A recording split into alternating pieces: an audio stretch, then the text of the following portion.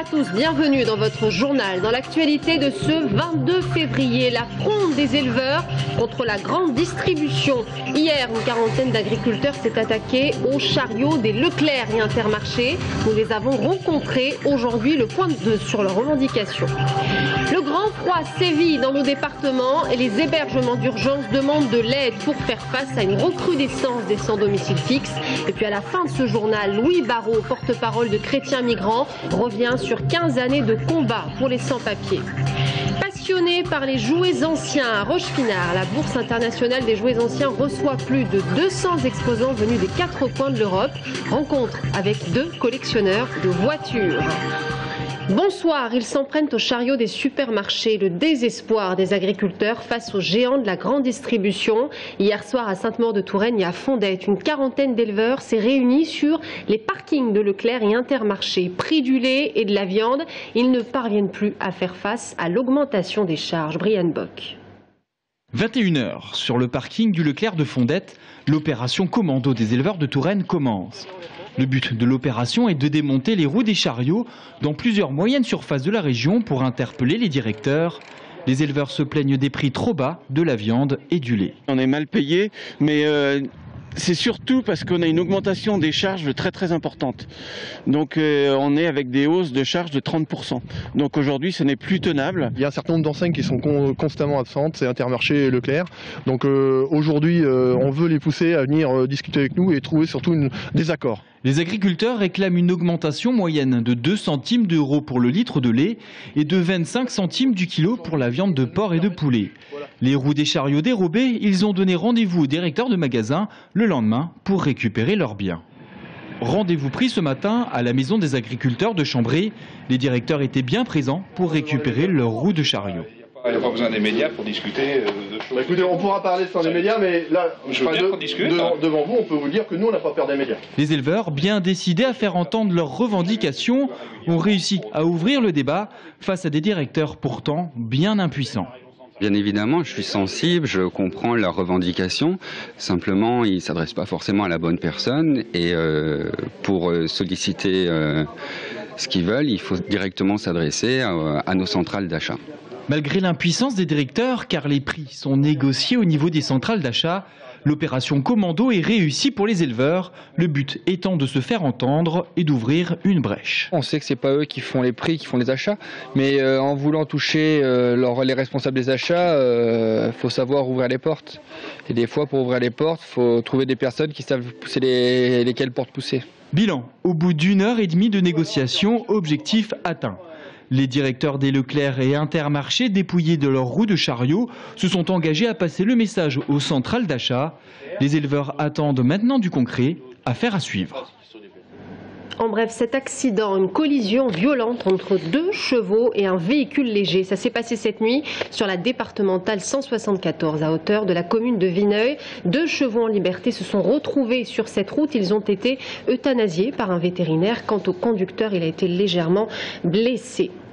Un mot de politique, le non-cumul des mandats applicables en 2017. C'est en tout cas ce que préconise le Conseil d'État au gouvernement pour les députés. Quant aux sénateurs, et on pense notamment au sénateur maire Jean Germain ou à la sénatrice maire Marie-France Beaufils, le gouvernement aurait le choix entre 2 échéances, 2017 ou alors 2014, c'est-à-dire au moment du renouvellement par moitié des sénateurs.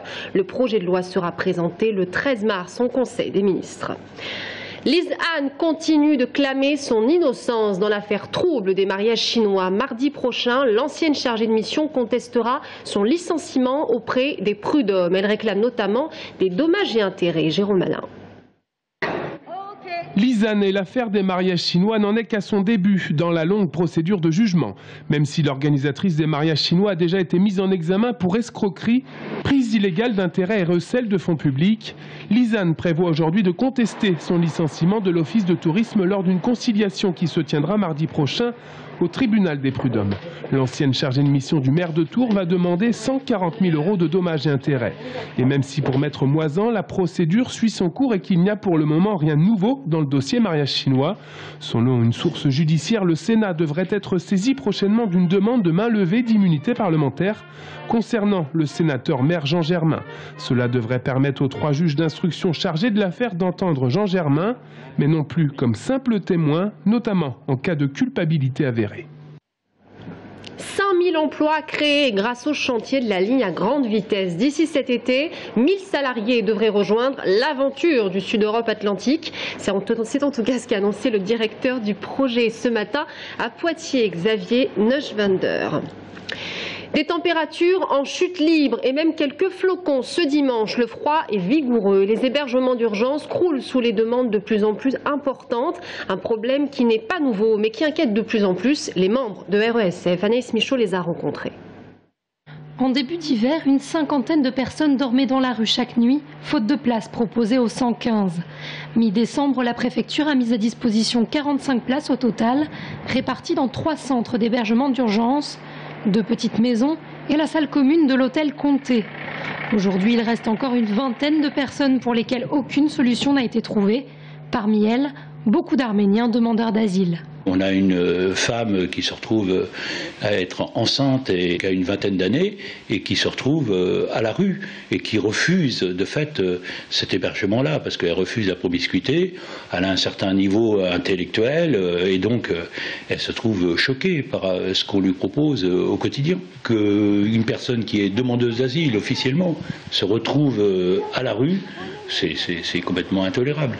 Différents lieux ont été proposés par RESF, comme l'ancien foyer logement pour personnes âgées du quartier Febvot à Tours ou le lycée Conan à Saint-Cyr-sur-Loire qui vient de fermer ses portes. Mais pour l'heure, c'est une autre piste qui est privilégiée, celle du foyer ICF. Situé avenue Stalingrad à Saint-Pierre-des-Corps, il devait ouvrir mi-février, mais il faudra finalement attendre au moins jusqu'au 1er avril. Les associations qui se proposent de gérer ce foyer, pour l'instant, ne sont pas retenues. C'est-à-dire que l'ouverture de ce foyer peut encore être reportée. Donc la notion d'hébergement d'urgence, on n'a pas la même notion que la préfecture sur l'urgence qu'il y a à ouvrir un foyer, qu'importe, qui puisse être à Saint-Pierre ou autre part. Ce foyer de 50 places remplacerait les solutions existantes, offrant ainsi 5 places supplémentaires par rapport au dispositif actuel, soit moins que les 20 nécessaires. Il serait en outre ouvert pour 1 an. Le problème se reposerait donc dès l'hiver prochain. Et à la fin de ce journal, Louis Barrault, porte-parole de Chrétiens Migrants, nous rejoint. Il est notre invité de la rédaction ce soir. À Tours, la chapelle Saint-Libert abrite des trésors d'histoire. Sous cet édifice tourangeau du XIIe siècle, les archéologues du Conseil général d'Indre-et-Loire ont retrouvé une quarantaine de sépultures ou encore un mur de fortification romain. Autant de trouvailles qui nous renseignent sur l'histoire mais qui donnent aussi une valeur ajoutée à notre territoire. Reportage de Marion Bérard. Il aura fallu 1 an de travaux pour que la chapelle Saint-Libert livre enfin ses trésors. Les archéologues du Conseil général y ont réalisé 2 phases de fouilles en 2011 et 2012. Celle-ci révèle que le site est occupé par l'homme depuis le IVe siècle et la construction des remparts de la cité de Tours. On a retrouvé une partie du castrum gallo-romain de la ville de Tours, donc c'est une partie de son rempart. Et donc ça c'est important parce que ça permet de restituer dans cet endroit de la ville de Tours qu'on ne connaissait pas trop, son tracé.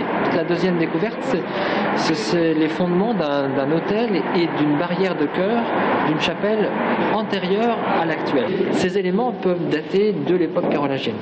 Les fouilles ont aussi révélé que le sol d'origine de la chapelle se situait beaucoup plus bas que le sol actuel.